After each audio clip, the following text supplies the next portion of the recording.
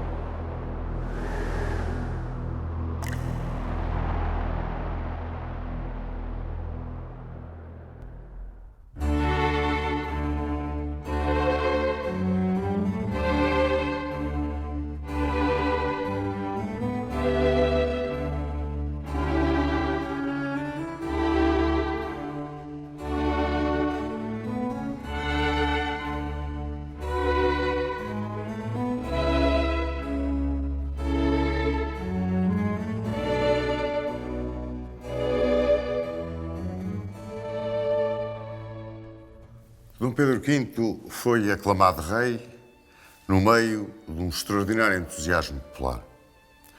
Poucos monarcas terão despertado logo de início tanta simpatia junto do povo português como o jovem monarca que agora subiu ao trono. De aparência débil, muito jovem, pobre na sua apresentação, digamos, de órfão de mãe e querido porque sabia ser querido pelo povo que serviu devotadamente. Porque também poucos monarcas na história de Portugal se terão entregado de uma maneira tão completa à causa pública e ao povo de que foram reis. Dom Pedro V foi educado para ser rei. Tinha o culto de ser rei. Como árbitro, como poder moderador, foi extraordinário. Reinou durante muito pouco tempo. Viveu muito pouco tempo. Foi um exemplo de como um monarca, quando sabia chegar ao coração dos seus súbditos, como ele soube, tinha o crédito que ele sempre teve junto dos três braços da nação. Dom Pedro V começou a sua governação mostrando a sua força, a orientação dos seus princípios, o respeito pela democracia, o palpar da vontade popular.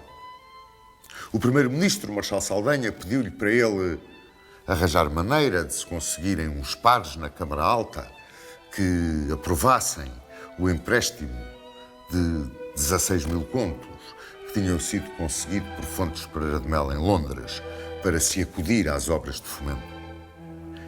Era o velho recurso do constitucionalismo ao crédito externo e Portugal endividava-se cada vez mais. A linguagem popular chamava a este tipo de empréstimo a fornada. Dom Pedro V apalpou o terreno, viu qual era a opinião e não aprovou a fornada. E como não a aprovou, Saldanha demitiu-se.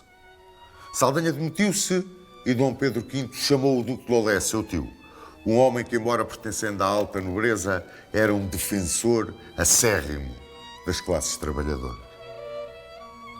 Chamou o Duque de Lolé a formar governo e o Duque de Lolé formou governo com conservadores, com históricos.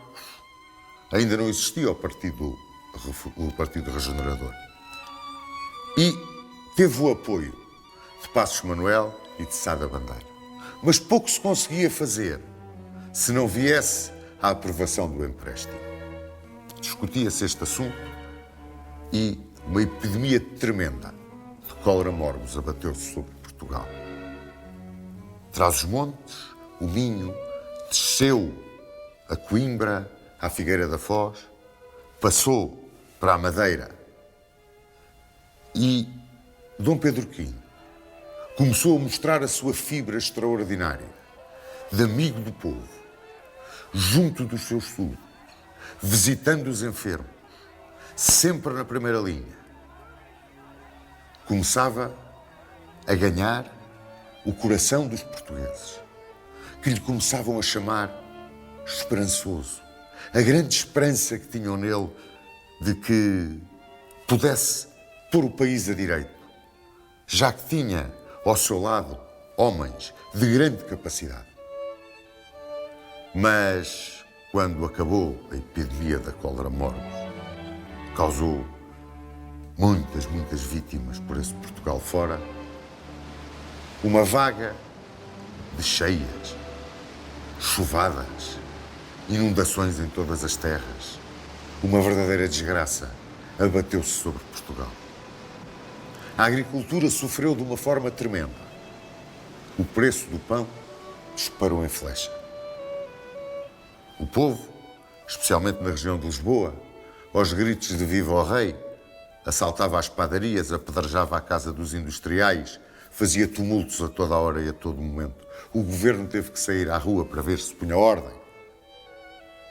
E Dom Pedro V decidiu-se a ajudar aquele caos, propondo que se liberalizasse o comércio dos cereais, porque tinha que se defender a classe dos utentes.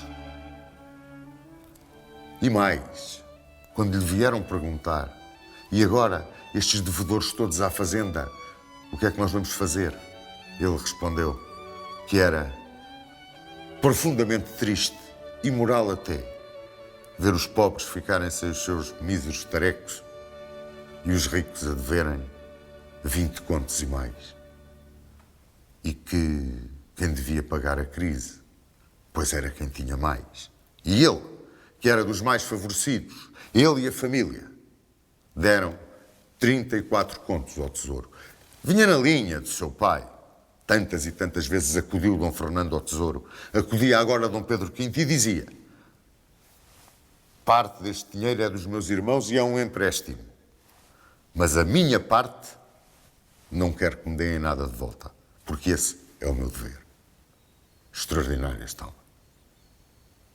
Acudia do seu bolso, começava a ser muito amado. É curioso que na história são os dois cognomes, o esperançoso e o muito amado.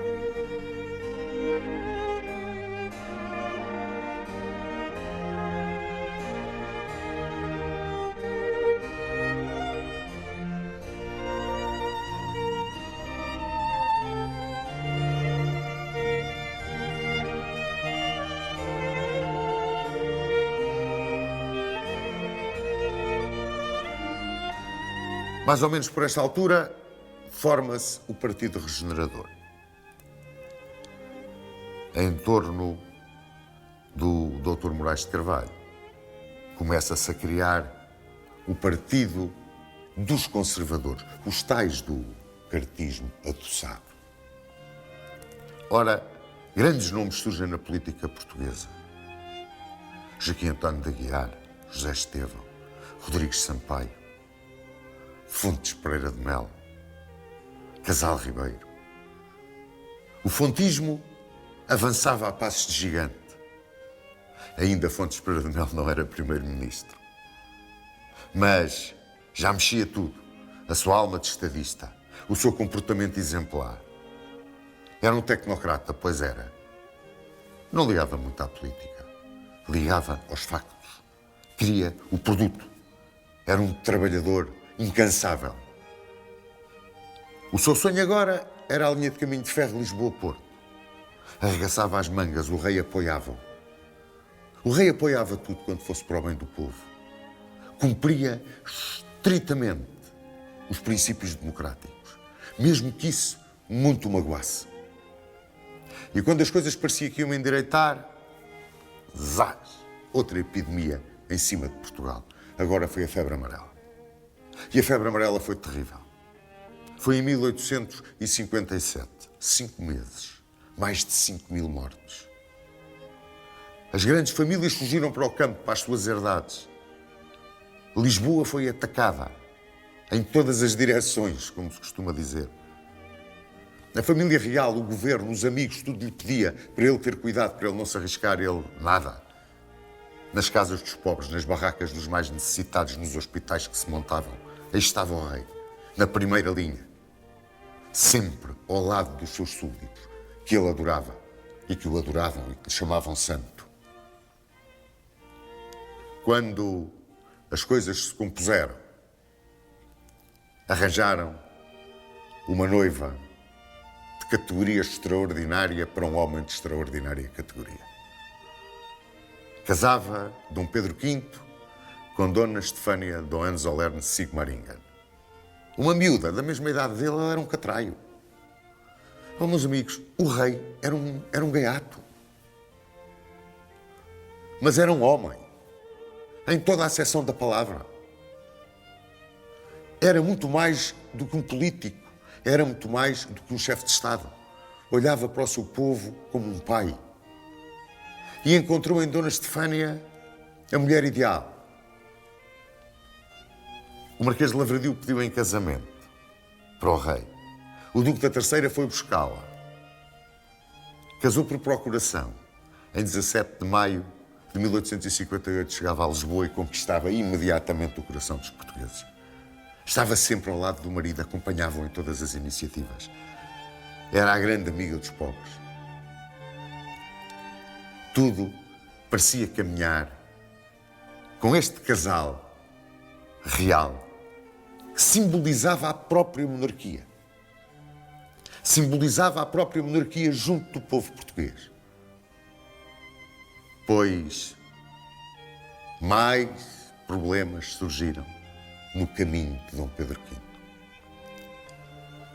Poucos, se há algum, monarca português teve tantos escolhos no caminho, teve tantas contrariedades institucionais e pessoais como este pobre rapaz.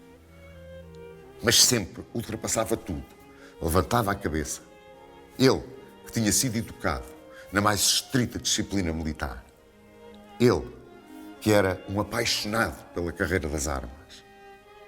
Aí estava ele, sempre na primeira linha. Agora, era o conflito com a Igreja. Começava este conflito por causa do padroado do Oriente. A Cúria Romana não tinha qualquer respeito pelo clero português. Alexandre Herculano protestava contra a concordata. E quando tudo parecia que o choque com Roma era inevitável, rebenta um escândalo em Portugal, também ligado à religião. As freiras da Ordem de São Vicente de Paula. As freiras francesas que vieram para Portugal, na altura da cólera morbus, para, com todo o carinho, todo o amor, toda a devoção de uma ordem religiosa, apoiarem na luta contra essa praga que nos caiu em cima. Mas ficaram por cá. E agora já não eram de caridade, eram de ensino. Eram de ensino e muito bem pago. As escolas das freiras de São Vicente de Paula originaram um escândalo. Elas eram protegidas pelas senhoras da mais alta sociedade. A Duquesa da Terceira, a Marquesa de Ficalho, a Marquesa de Lavradio, a Imperatriz Viúva. Diziam até que a própria rainha defendia as freiras, que eram atacadas. José Estevão, no Parlamento, falava contra a roubalheira dos colégios de freiras. Os históricos, meu Deus, o barulho que fizeram. Os conservadores, enfim, queriam ir aguentando aquilo, porque na Câmara Alta, que era conservadora na sua maioria, as freiras eram apoiadas. E o rei, esse, mantinha-se impávido e sereno à espera de atuar como um árbitro, segundo todos os princípios da democracia. As freiras foram apedrejadas na rua. Passou o problema para o corpo diplomático. Havia protestos por toda a parte. E Dom Pedro V resolveu intervir. Pediu à infanta Dona Isabel Maria que aconselhasse as irmãs de caridade a irem-se embora, de livre vontade, para evitar a expulsão ou problemas gravíssimos de ordem pública no reino. O Duque Lolé agitava a extinção das ordens religiosas. E ainda não estava resolvido o problema das freiras, quando arrebentou outro problema. Aliás, havia um jornal. Um jornal que era um jornal um bocado por um humor sarcástico e ao mesmo tempo corrosivo. Era o Asmodeus. Este jornal listava as desgraças todas do reinado de Dom Pedro V e dizia: não há um dia que não aconteça uma hora. Ele foi a cólera morbus, a febre amarela, foi o problema das freiras, foi o problema das tempestades, foi o problema das inundações, foi o problema do pão. Afinal de contas, quando é que este homem tem um momento de descanso? E quando fazia esta pergunta, tremeu a terra no Algarve. Um tremor de terra brutal no Algarve, mas outro tremor de terra acontecia no mundo da política. Calculem que nas costas de Moçambique a marinha portuguesa capturou um navio francês que estava a piratear. A piratear, é autêntico, a piratear nas águas de Moçambique. Era o Charles e Jorge. Pois capturou-se o navio, prendeu-se o comandante e multou-se o armador. E o armador protestou para o governo francês. E o governo francês começou a pressionar Portugal. E Portugal pediu uma mediação internacional neste assunto. E o governo francês disse que aceitava a mediação da Holanda, mas que Portugal tinha 48 horas para devolver o barco, libertar o comandante, pagar a indemnização, porque vinham 4 navios de guerra a caminho do Tejo. Napoleão III zombava da nossa fraqueza. E Dom Pedro V, que era adorado pela Rainha Vitória, como ficou demonstrado na célebre visita que ele fez à Inglaterra durante a sua viagem pela Europa com o infante Dom Luís, seu irmão, paga do bolso de Dom Fernando. Paga do bolso de Dom Fernando. Essa viagem que ele fez pela Europa e que foi recebida em Inglaterra de uma forma extraordinária pela Rainha Vitória, que tinha, por aquele rapaz, uma infinita admiração. Era muito amiga dele. E ele pediu a intervenção da Inglaterra. Mas é claro, a nível das nações, como sempre vos tenho dito, há interesses, não há amizades. E a Inglaterra não fez qualquer intervenção. E nós tivemos que libertar o navio, libertar o comandante, pagar a indemnização. E Dom Pedro V disse: esta é a cobardia dos fortes. Para bater nos pequenos, são os ases. Guerra Junqueiro chamava a Napoleão III um anão com o nome de um gigante. Falou pela boca de Deus.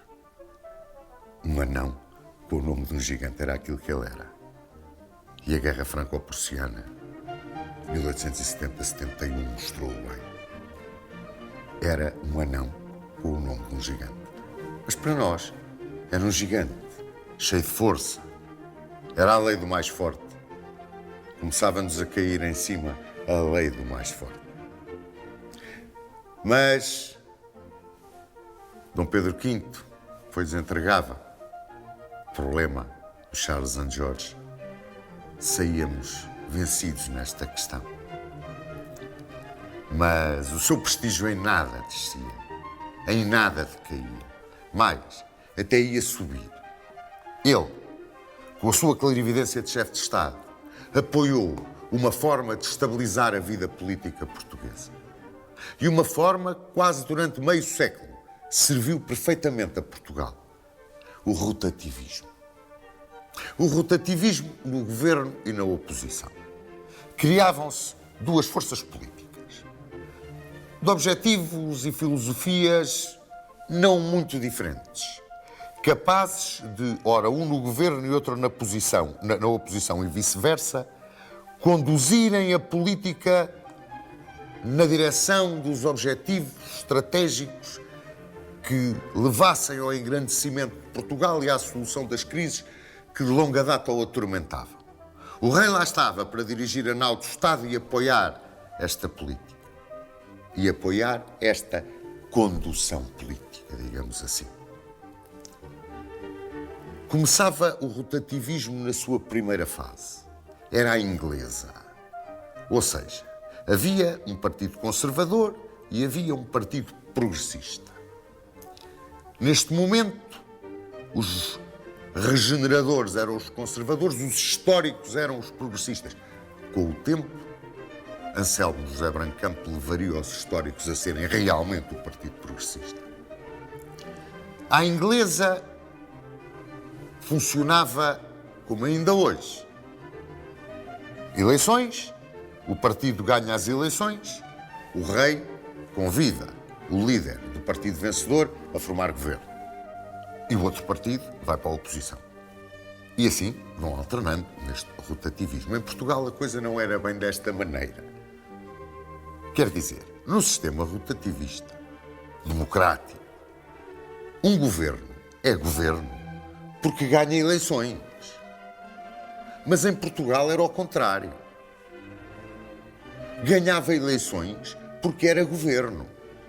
Quer dizer, o rei demitia o gabinete, nomeava um gabinete e marcava eleições. Ou seja, quando as eleições se davam já havia governo. Portanto, na esmagadora maioria dos casos, o governo ganhava as eleições. E ganhava as eleições recorrendo a um truque, um velho truque espanhol, o truque do caciquismo. Todos nós já ouvimos falar do caciquismo político. Meu Deus, se ouvimos falar do caciquismo político. É muito simples. O partido tem os seus homens de confiança metidos na administração. Vão até ao nível das freguesias, das paróquias, naquela altura. E controlavam a vida com ofertas, com pequenas corrupções, enganando muitas vezes o povo, prometendo gato por lebre, favorecendo empenhos, enfim, arranjando uma clique que na altura das eleições chegava às urnas e votava nesse partido. Este sistema do caciquismo, que mais tarde, vamos ver, no reinado de Dom Carlos, foi acusado pelos franquistas de corrupto, de barriguista. Este sistema do caciquismo servia perfeitamente na altura aos desígnios do rotativismo à portuguesa. Talvez porque o rotativismo à portuguesa não tinha, no fundo, a verdade democrática do rotativismo britânico, talvez tenha sido por isso que falhou.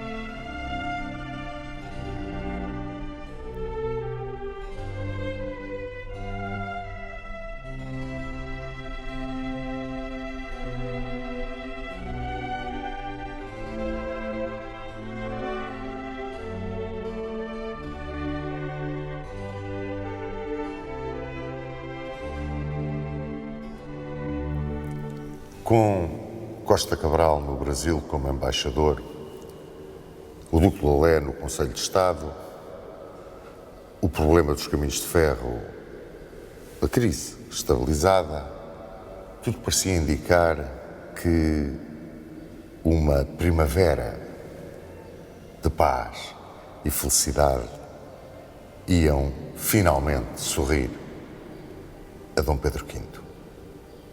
Por engano. Em 17 de julho de 1859, falecia, vitimada por uma angina diftérica, a rainha Dona Estefânia, a grande paixão do monarca português. Tudo começara num passeio à Trafaria em 9 de julho.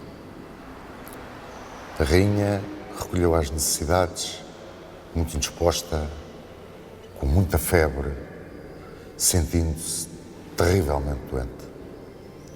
Os médicos diagnosticaram aquela doença mortal de necessidade na altura. E a jovem soberana morreu no meio de grande sofrimento. Dom Pedro V teve um choque tremendo. Ficou arrasado. Ele adorava a mulher. E a mulher era a companheira ideal. Na vida privada e na vida oficial. Um coração para a terra, um anjo para o céu. Mais ou menos isto foi a definição que Dom Pedro V deu da sua falecida esposa. Mas como se isto não bastasse, em 26 de abril de 1860 morre o Duque da Terceira, chefe do governo, homem da máxima confiança de Dom Pedro V, que muito o admirava. Os golpes sucediam-se na moral deste homem excepcional que reinava em Portugal. Mas o Duque da Terceira deixava em aberto a questão do Ambriz. E quem a resolveu foi Sá da Bandeira, quando era ministro no gabinete de Lolé, que tinha sucedido a Joaquim António de Aguiar. Eram governos a mais. Era uma situação novamente instável. A questão do Ambriz opunha Portugal à Inglaterra. Era o Ambriz e Cabinda. A Inglaterra disputava o nosso direito àqueles territórios. Nós éramos capazes de afirmar a nossa posição ali. Tínhamos direitos históricos há séculos que lá estávamos. Foi pedido a uma arbitragem internacional e a arbitragem internacional deu razão a Portugal.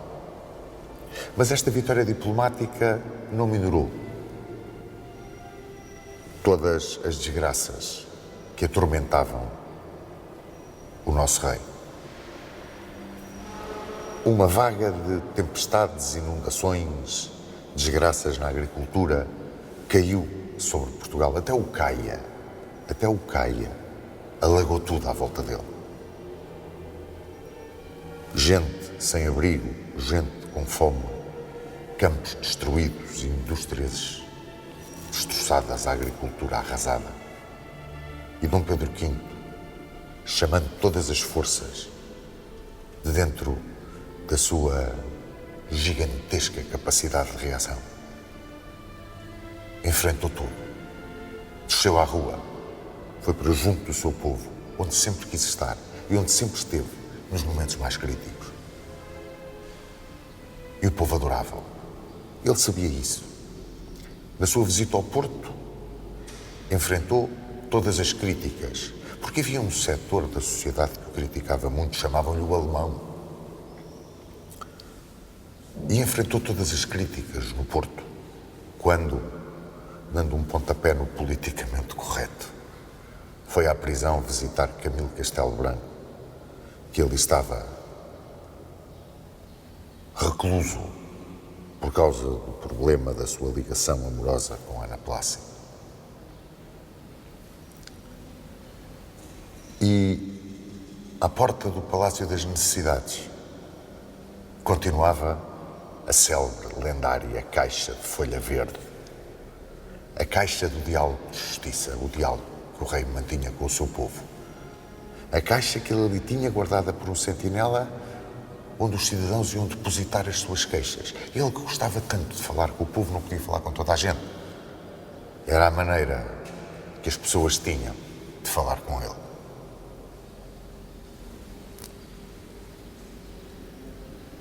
Em outubro de 1861, Dom Pedro V foi visitar o Alentejo com os infantes Dom Fernando e Dom Augusto.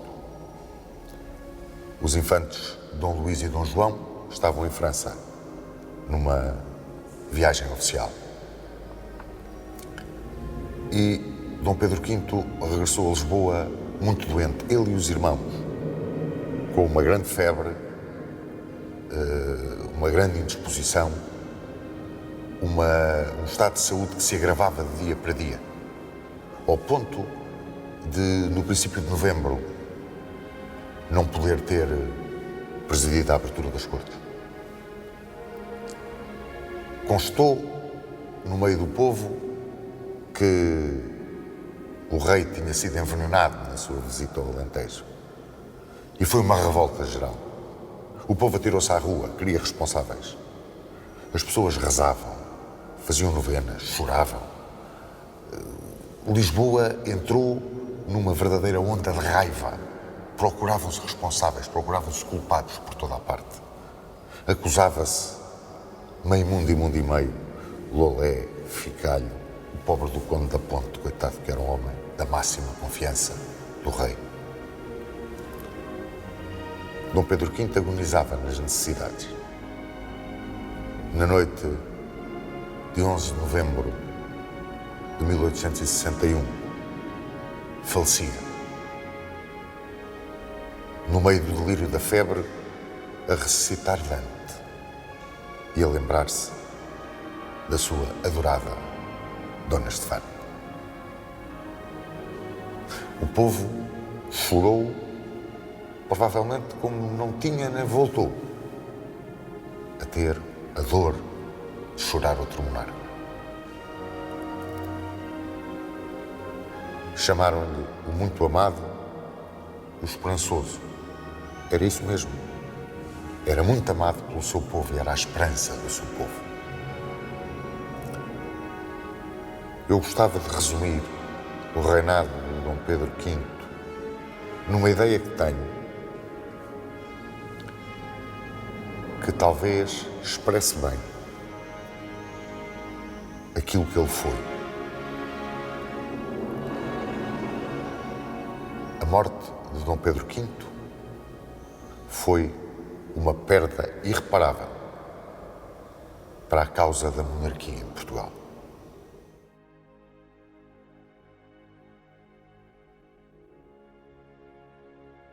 Sr. Dom Duarte, fale do Sr. Dom Pedro V, por favor. O esperançoso, por um lado, o muito amado, por outro.